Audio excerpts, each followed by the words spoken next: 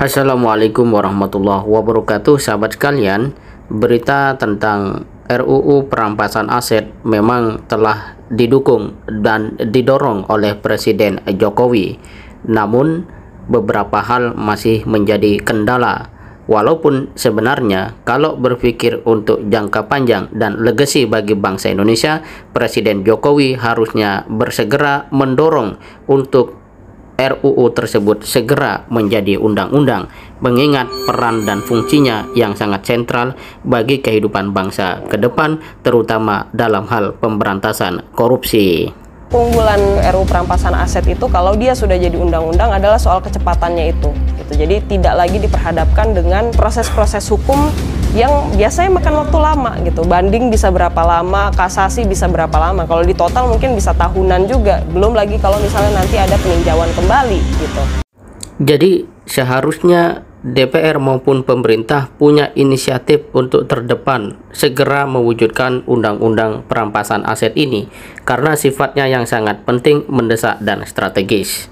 Secara rasional tentu saja DPR sebagai wakil rakyat justru yang paling harus memiliki antusias tinggi, terlepas apakah pemerintah telah mendapatkan ajuan dan diam ataukah justru DPR yang sulit menerima ini, dan yang terpenting adalah DPR segera punya itikat baik untuk segera mengesahkan undang-undang tersebut. Dan sepertinya rakyat sudah mulai sedikit apatis mengingat ucapan dari Ketua Komisi 3 DPR RI Bambang Pacul yang mengatakan bahwa itu sulit untuk dilakukan kecuali mendapat persetujuan dari Ketua Umum Partai Politik. Cuplikan ini. Mungkin perampasan aset bisa, tapi harus bicara dengan para ketum partai dulu. Kalau di sini nggak bisa. Hal itu menunjukkan bahwa butuh komitmen tinggi dari seluruh anggota DPR dan mendesak Ketua Umum Partai Politik seperti yang dikeluhkan oleh Bambang Pacul untuk betul-betul berdiri di atas kepentingan rakyat dan kemaslahatan bangsa dan negara. Karena hanya dengan cara itulah upaya percepatan pemberantasan korupsi yang berlarut-larut dan menyusahkan rakyat dapat segera diatasi dengan waktu yang secepat-cepatnya. Namun akankah ini menjadi pilihan DPR dan pemerintah? Inilah yang menjadi penantian kita bersama.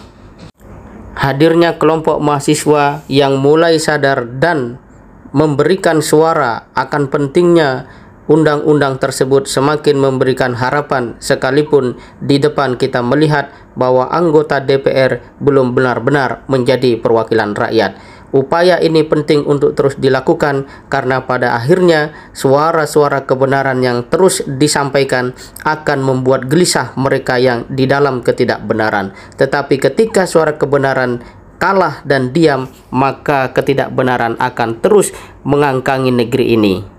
Oleh karena itu, gerakan kesadaran melawan segala bentuk tindakan korupsi oleh siapapun juga harus menjadi agenda utama seluruh elemen bangsa ini, bukan hanya oleh masyarakat tetapi juga mahasiswa yang kelak akan menjadi pemimpin di negeri ini.